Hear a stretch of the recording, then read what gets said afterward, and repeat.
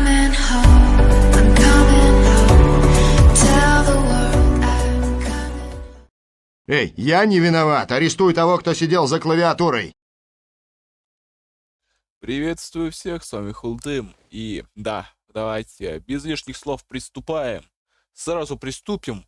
Предыдущую серию гляньте, кстати говоря, там все так было, все радужно, красиво. А сейчас у нас будет выбор, принять ли подношение Деда Мороза из предыдущей серии, или все-таки подозрение, скажем так, ну так скажем, не доверять ему. Слишком не доверять ему. Потому что кажется, все как-то слишком подозрительно. Ну давайте попробуем. Вперед. Следующая часть, потом мы примем другое. Мы примем другое решение, уже приняв этот дар. Я вцепился вольно запястье так, что она пискнула то ли от боли, то ли от неожиданности. Не ешь. По залу прошелся ненастороженный шепот. Шевельнулись ушки масок. Тени перебежали с места на место. Что такое? Что случилось? Ничего страшного.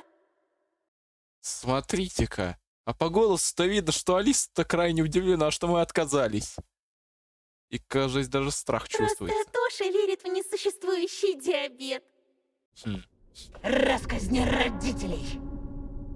Что-то мне это не нравится. Разбудите меня, когда он перестанет валять дурака. Дед Мороз склонился надо мной. От него пахло карамелью и совсем чуть-чуть сыростью. Давайте не будем портить праздник, друзья. Сегодня каждый должен веселиться. Ешьте и пляшите! Оля попыталась отнять руку, но я не разжал хватку. Я смотрел на сладости, на высокого старика и принюхивался к просачивающимся запашку. Гниль, маскированная притворным ароматом, вонь дикого зверя. Казалось, какое-то сильное наваждение перестало действовать. Вернулся холод, усталость и страх. Спасибо, но мы сыты. И мы пойдем, наверное. Мама с папой переживают уже. Я потянул сестру к выходу, но Алиса встала наперерез. В руках она держала фарфоровую тарелку. Мне померещилось, что блюдо наполнено опарышей, но как только взгляд метнулся к подношению, вместо тошнотворно шевелящейся массы там оказались мармеладные змейки. Прошу, Антон. Мы же друзья, правда? Мы даже больше, чем друзья. Вспомни, что я обещала. Никто не причинит тебе зла, пока я рядом. Ни тебе, ни Оле. Так что съешь, пожалуйста, всего одну. Съешь, а? Антон, пусти! Ну пусти! Теперь и ты все мне запрещаешь, прям как мама! Оля билась в истерике, силясь разжать мою хватку. Это неправильно. Все здесь какое-то неправильное. Вот как? А ты не задумывался, что из неправильного тут только твое мировоззрение? Как ты думаешь, что делают те таблетки, которые ты глотаешь круглые сутки, м?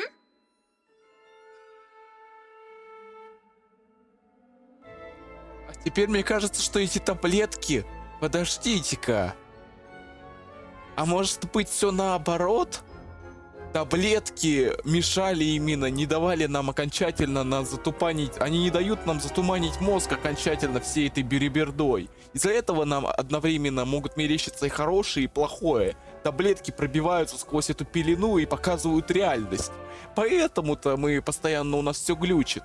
Это все из-за таблеток. А если бы мы принимали их больше, я думаю, их фокусы на нас бы не подействовали.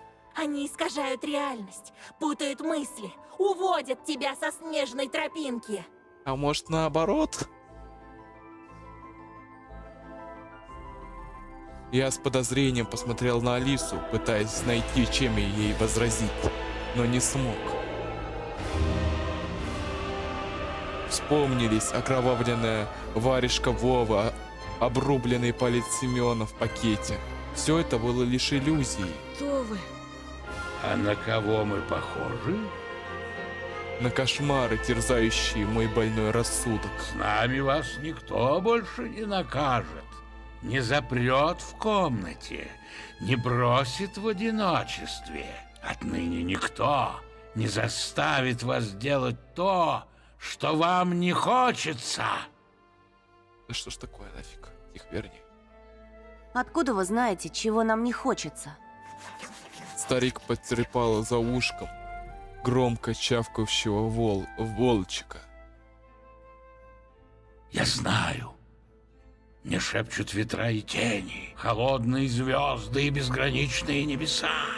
Они говорят, что дети не хотят взрослеть, превращаться в тех, кто живет запретами, угрозами, наказаниями, Каждое следующее слово он говорил все громче. ожиданием старости и смерти.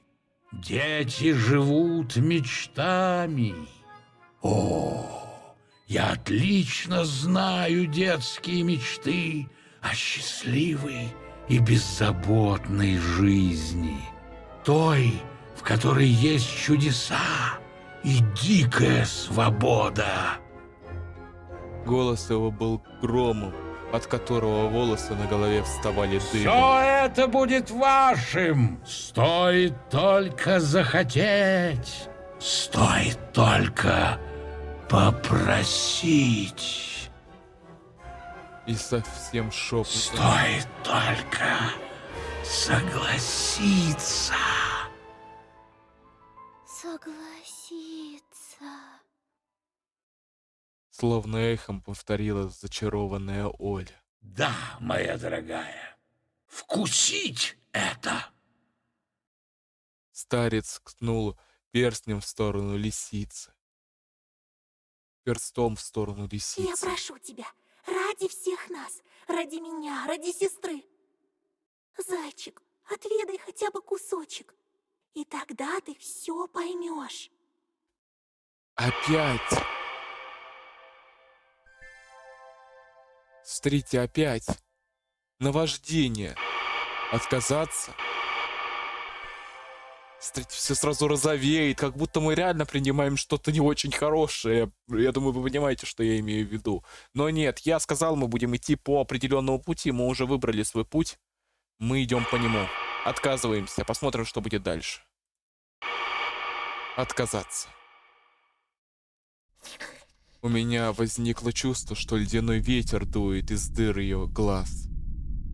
Из темных глазных провалов других зверей и долговязого старика. Морда совы нервно подергивалась. Пасть волка истекала слюной.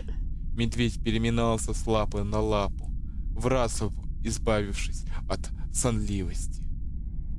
А сзади нависал тот, кто все это время притворялся Дедом Морозом. Я сказал, мы уходим. Твердость. Кстати говоря, я вот про что забыл упомянуть. Часть достижений нам не показывается, так как... Я не знаю, упоминал ли, но моя сестра тоже очень любит зайчика. Она прошла именно игру прошла и нашла кучу всяких штучек и допрошла до конца 4-й эпизод по моим сохранениям. Она решила пройти его по моим сохранениям также. С предыдущих серий, где уже были показаны достижения. Из-за этого часть достижений я увидел, но, к счастью, я не читал. Там были именно достижения клубничка. Если там прочитать... да, я все-таки прочитал я, что там. Клубничка — это спасение Оли, мясорубка там есть тоже противоположная, скорее всего, когда мы вообще ничего не делаем и даем ее заживать. Вот. И еще одно достижение — доктор Хейт и доктор Мэтсон. 2 достижения, и скорее всего именно сейчас мы выбрали путь, один из этих путей. И скорее всего доктор Мэтсон — это когда мы отказываемся. Я покрепче стиснул руку сестры, конфета выпала из ее пальцев, шмякнувшись о пол. Теперь и Оля испуганно озиралась. Да, с нее спали чары, смотрите. С нее чары заворожения спали. Она вот теперь тоже чувствует страх, который мы Я чувствуем. сказал, мы уходим. Я сказал, мы уходим. Алиса передразнила меня, и вопреки всему я испытал острую обиду. Ох, ну какой же ты все-таки дурачок. Я услышал мелодию флейты, но теперь она напоминала свист хлыста или агонию рыбы, выброшенной на лед. Музыка трепыхалась и била по ушам. А затем... Ой. Ёптить, какой же громкий звук. Так, подождите, слишком как-то все громко. Я боюсь, что меня сейчас из-за этой музыки я не услышат меня. Я немножко ее уменьшу. Чуть-чуть хотя бы, чтобы сильно не бить по ушам. А затем ледяной терем заполонил детский плач, перерастающий в звериный лай, хруст костей, звук лопающихся шкур. Вдребезги разбилась фарфоровая тарелка, до краев наполненная опарышем.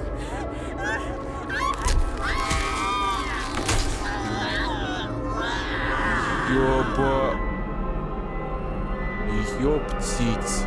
Рыжая шуба Алисы лопнула по швам, выпустив смердящий пар. Ее искаженная морда оскалилась, и вонь шибанула мне в ноздри. Лиса кричала, а кровь текла по ее щекам, будто слезы, заставляя шерсть слипаться. Облысевший хвост бил позвонками о стены. Я заслонил с собой плачущую сестру. Ужас ввинчивался в живот, бежал по кишкам, подступал к горлу. Хотелось сорвать очки, чтобы всего этого не видеть, выдавить глаза, чтобы навсегда ослепнуть. Обернувшись к сове, я скривился от отвращения. Черви копошились в перьях ее маски. Сгнивший клюв щелкал, как садовые ножницы. Я отшатнулся, едва не врезавшись в волка. Его морда вытягивала кости. Вытягивалась, кости хрустели. Зубы торчали из гноящихся десен, словно осколки стекла, а разбухший язык неустанно их облизывал. Краем глаза я заметил, как медведь загородил проход. Каждый миллиметр его плоти сочился слой сокровищ. Личинки заклеили слезящиеся глаза. Я притянул шокированную Олю к себе, в панике ища выход. Но нога угодила в груду сладостей, но это были уже не конфеты. На полу лежали человеческие останки, ребра и лохмотья, мясо, выкорченные челюсти.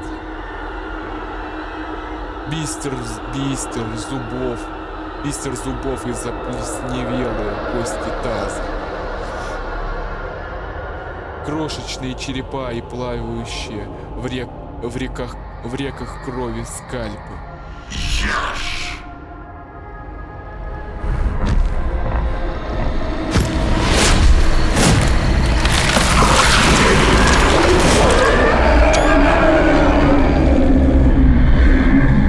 Надо мной возвышалась рогатая уродина, сжимая в длинных костяных руках костяную флейту. Гигантский, сбросивший обличие старца козел, черный, источающий ненависть и злобу, он испепелял раскаленными углями глазищ. Его рога царапали потолок.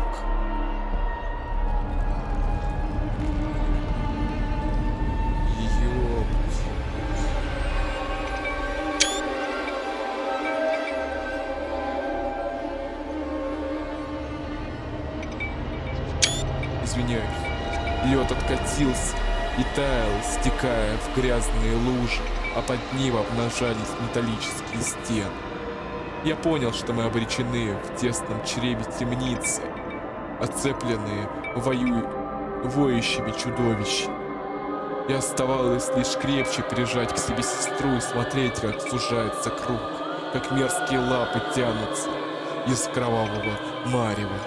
Позволь, хозяин, я разорву их на части. Я вырву их глазные яблоки и трахну их сочащиеся раны.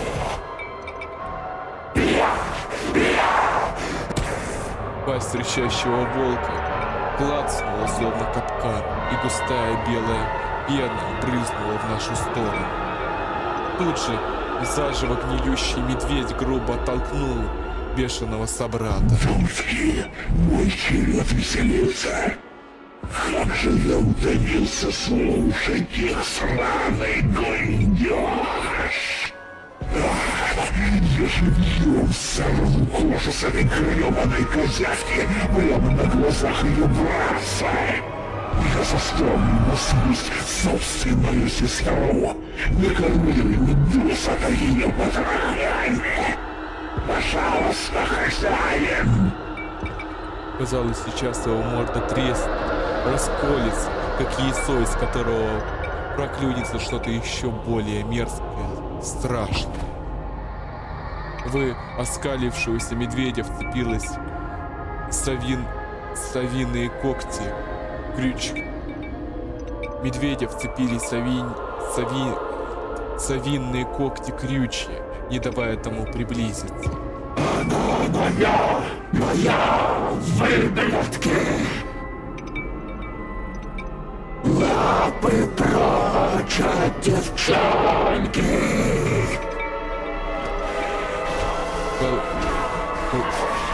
Клокочущий зверинец свалился в кучу, барахтаясь в пешках и талом жире. Они выли, дрались, кусались, вырывали друг дружки клочки шерсти и горсти перьев, готовые растерзать друг друга, как свора голодных псов из-за объекта. Вдруг визг флейта отдернул их, словно поводок. Хозяин стаи околдовал, страшил своей душераздирающей музыкой, вновь обратил их в недвижимые, молчащие марионетки, верно ждущие команды ФАС. Козел перестал обгладывать фейту из берцовой кости. Последний раз смолкла дьявольская мелодия, хор вопящих младенцев, угодивших под каток. Кусок сырого человеческого мяса шлепнулся у моих дрожащих ног. Если будешь съеденным. Вне себя от ужаса я обернулся на Олю. Она лежала в стороне, присыпанная снегом. Совсем как мертвая Белоснежка в мультфильме. Возможно, она потеряла сознание от душераздирающего зрелища. Мне хотелось разрыдаться, в истерике сойти с ума, умереть быстро и безболезненно, прямо здесь и сейчас. Но, увы, я не мог. Я по-прежнему оставался в камере пыток, выбирая между ужасным исходом в желудках чудовищ и каннибализмом. Шерстяные мясорубки не сводили с меня свои алчные, вечно голодные глазенки, готовые обглодать и перемолоть все мои кости, если я осмелюсь отказаться от предложения их хозяина. Но стоит мне согласиться, я так же, как и они, навсегда утрачу свою волю и разум. Превращусь в вечно голодную тварь, пляшущую под дудку кровожадного безумца. И наверняка погублю Олю и всех, кого я так люблю. Губы мои тряслись, тошнота выворачивала наизнанку, но я нашел в себе силы закричать. Никогда и ни за что! Я человек! Эти слова могли бы стать моей эпитафией, но я понял, что никому уже не суждено найти мои останки. Настала грубовая тишина.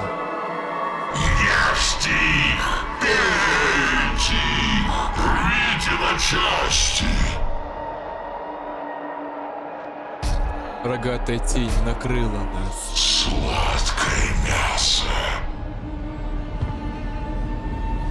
Внезапно Алиса метнулась к козлищу и встала между ним, крошечная на фоне огромного монстра.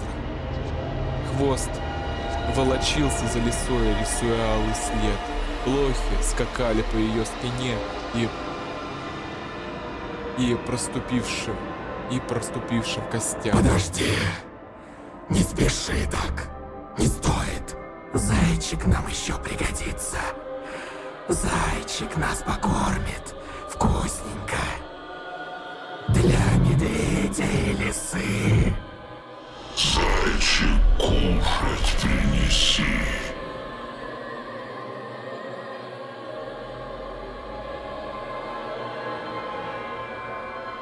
Пламя в его глазнищах замерцало. Замерзшие истуканы недовольно оскалились. Разорвать и сожрать! Самозванец! Кожаный мешок с требухой! Заткнитесь, пустомели! Разве вы не чуете? Разве вы не помните? Когда он чуть не укусил Луну на снежной поляне? Людоеды замолкли, разочарованно, сглатывая слюну. Алиса тем временем крутанулась и вновь предстала милым ребенком в маске лисицы, которую я впервые повстречал январским утром. Она двинулась ко мне скользящей походкой, растворяя весь ужас вокруг, запахом апельсинов, порохом, петард и волшебством. Ее ласковые лапки нежно коснулись моей щеки, убрали слипшуюся прядь с моего лица.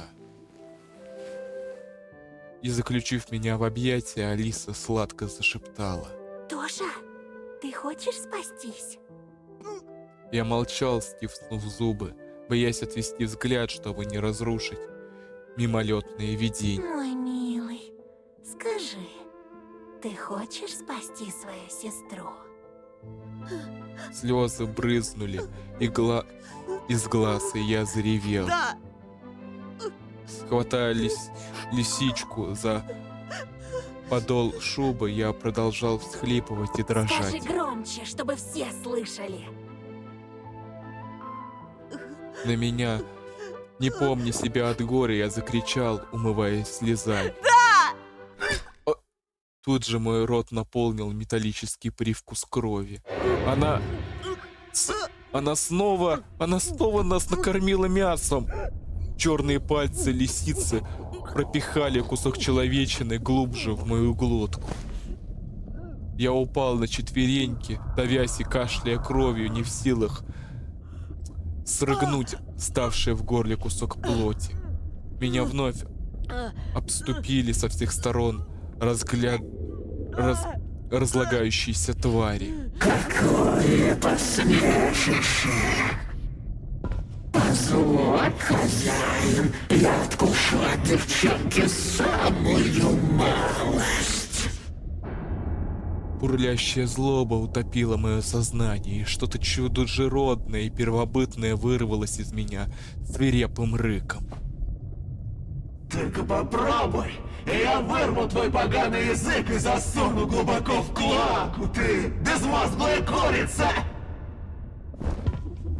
Зловещая сова ошеломленно отпрыгнула под улюлюканье лисы. Мой голос смолк, а затем меня сложило пополам. Изо рта брызнула рвотная каша с пережеванным угощением. Ты права, зайчик. Палец ткнулся в меня. Казалось, что это нож вонзился в солнечное сплетение по самому рукоять. Твой черед угощать нас. добудь к следующей ночи мясо. А иначе... Иначе...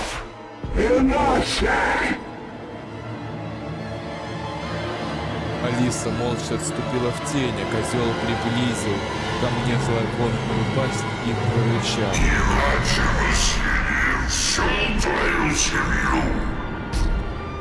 Он рубанул копытом пол, и я побежал прочь, как ошарашенный, забыв про все. В спину снеслось многоголосо.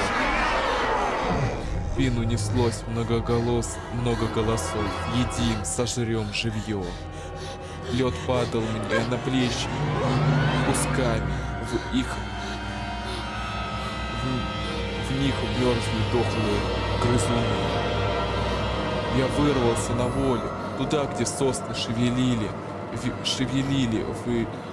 ветками и сыпали снегом, словно кашевары, сдабривающие солью уста. Ветер драл мои волосы. Я повернулся и похолодел.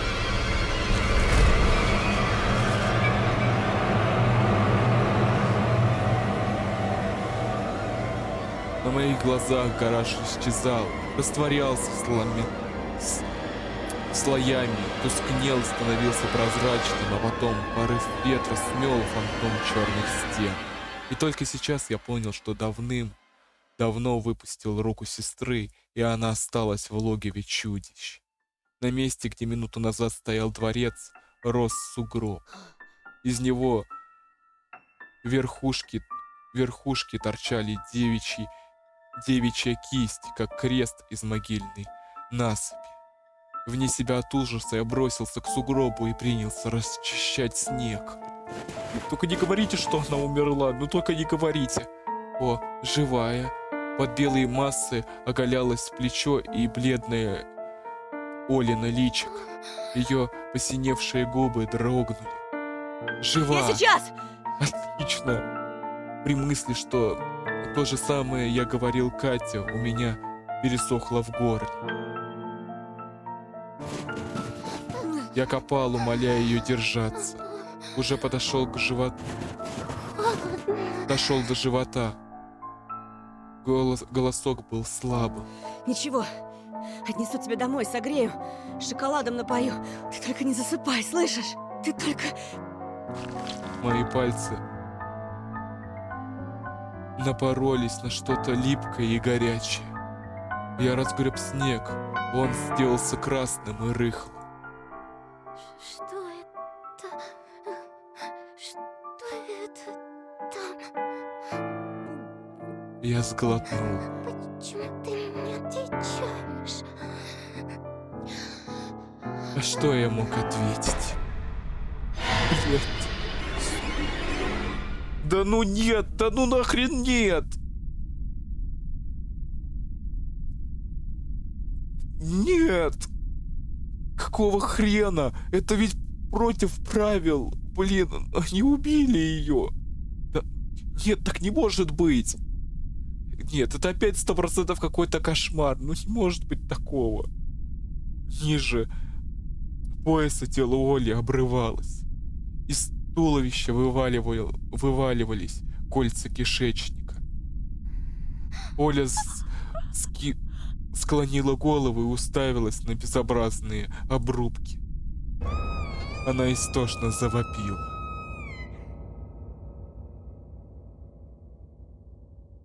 Спасибо, вы прошли 4-й эпизод визуальной новеллы «Зайчик». Пяша? Искренняя благодарность вам за то, что вы приобрели игру на раннем этапе разработки. Все собранные средства будут направлены на продолжение игры.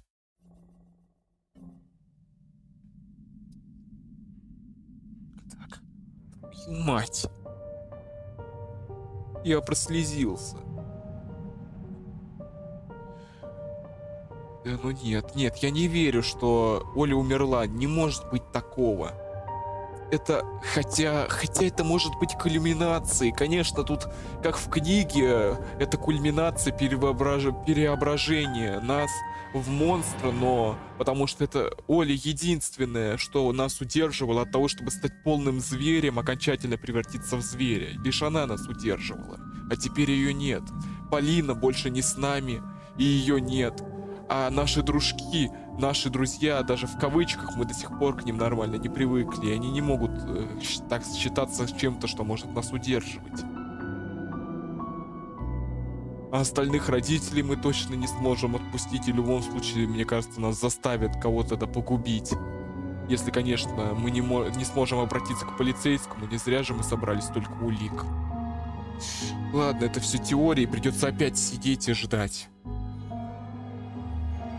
Но, честно скажу, этот эпизод, он охрененен. Наконец-то из такой светлой. Эта игра была постоянно такая серая, но одновременно светлая. Знаете, постоянно все эпизоды, все даже 3 эпизода подряд, она была более-менее светлой, столько хороших событий. Да, были и плохие, но они были такими стандартными. Не было чего-то прям кровавого и ужасного. Клюк, еды и все. А сейчас они просто навалили кучу, сразу 2 смерти подряд. И что-то мне кажется, что... Вот интересно, а что будет, если мы по Полининому пути пойдем? Погибнет ли Оля? Или все-таки все обернется в обратную сторону? Хотя я сомневаюсь, потому что это опять-таки не очень подходит. Ведь опять-таки смерть Оли это что-то вроде кульминационного момента.